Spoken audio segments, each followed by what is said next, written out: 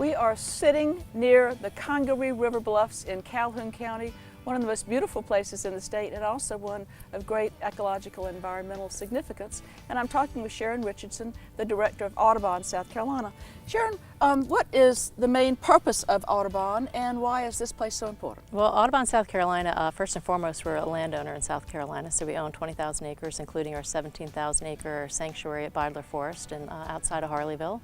And we are focused on protecting birds, and in order to protect birds, you need to protect the habitat that supports them through their entire life cycle.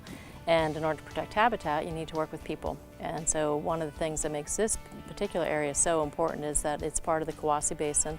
We're across from the Congaree National Park that has, in addition to Bidler Forest, having some of the oldest remaining virgin forest. Stands. Yes, Congaree has the other remaining forest that's has never been logged. So the fact that we have these ancient forests and they're surrounded by lands that are in private ownership, we are working with landowners to not only protect them through conservation easements, but also to improve management on them to better support birds. What is particular about the bottomlands that are so frequent in this area that we want to protect? Well, in South Carolina, 24% of the land is in our bottomland hardwood forest systems, which are associated with the major river corridors. So the river corridors are important for so many reasons, but in terms of the birds, there's a suite of 42 birds that depend on the bottomland hardwoods for nesting habitat. 42? That's remarkable. Yep. And some of those, like the prothonotary warbler, 21% of their entire global population is dependent upon, North Carolina, South Carolina for breeding habitat. So if we lose that, global population nest here in North and South Carolina river so it bottoms. makes them a responsibility bird species. If we don't protect their breeding habitat, their population will decline. So you said that it's critical, though, that we don't just have a little bit here and there and a little bit here and there, that there has to be large areas to be successful. Yeah, so a lot of these birds need the interior part of the forest in order to be successful. So it has to be large blocks, and this is a perfect example. Kawasi Basin is about 315,000 acres, and there's, a growing momentum of landowners, permanently protecting their habitat. So we need those large blocks of habitat all contiguous, because if you start getting the little islands, then the birds, are in decline.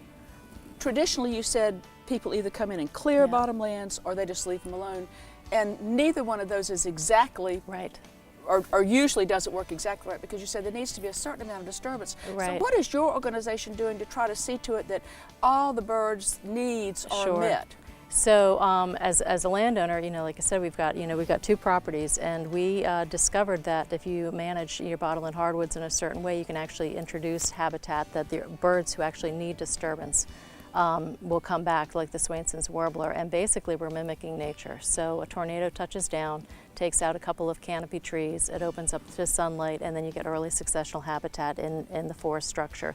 And healthy forests that are going to be sustainable long term, especially in the face of climate change, need to be like multi-age. You can't have these single age class forests. So the clear cutting would be devastating in that everything's going to be exactly the same. Exactly. But normally, in order to have revenue generation, you've got to have a way to get a certain number of the trees out. So how have y'all come up with a strategy to help these landowners? We looked at all the science and the literature about what if you manage for one set of birds, are you going to put the other birds at risk? And so we wanted to find that sweet spot that didn't negatively affect habitat for the birds that need that interior habitat. But also create habitat for the birds that need it for the early successional. So gave some revenue to the landowner. And gave some revenue to the landowner. Exactly. So we did a demonstration site at our Silver Bluff Sanctuary, and we had a 100-acre forest stand, and we have identified that if you can keep your clear cuts small enough, so up to 10 acres in size and 10% of the whole forest, you can create these little pockets and patches and connect them, and so you're minimizing disturbance and actually create habitat for more of the birds, more of the 42 species. So we've identified Baker's dozen of 13 birds that kind of are representative of all the birds where they nest in the vertical structure, because some nest on the canopy or down on the ground, some nest at mid-story and some nest high, and then also some want to be in the wettest part of the swamp all the way up to the driest. So these 13 birds, if we manage for them, then we're getting the whole suite. And so we've started an outreach program for foresters, and we've done program for up to like 300 foresters in the southeast region now. Over the 4 years we've been teaching it. So we want to teach the foresters because they're excited to have a new tool to talk to their landowners.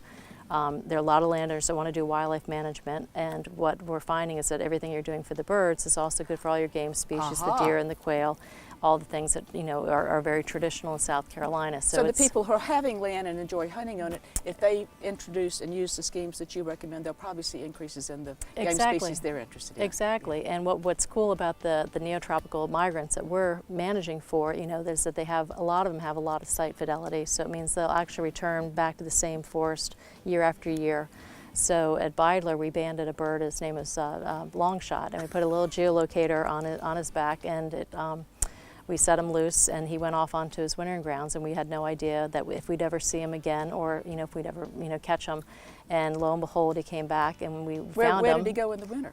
Well, when we got the data, he actually went from South Carolina to Florida to Cuba to Nicaragua and wintered in Southwest Colombia, South America. Colombia, South America. Yep. So he's traveled about 5,000 miles, and he's a bird that weighs the weight of 2 quarters.